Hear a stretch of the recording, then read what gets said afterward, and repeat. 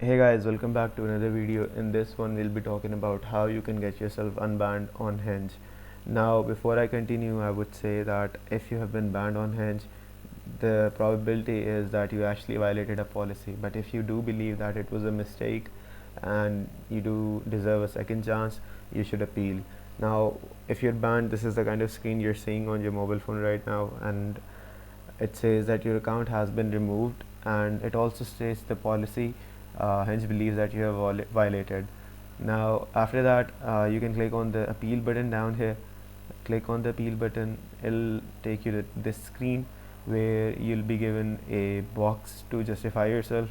Here you can type in something along the lines of, I believe that this was a mistake and I think that I should be unbanned because of this being a mistake. I did not do it. And you can submit your appeal. After you have submitted your appeal, you will be reached out on your email where you may be prompted to verify your identity, where you can put your official ID in there. If you're not from the United States, maybe putting your passport fastens the whole process for you. Good luck getting unbanned.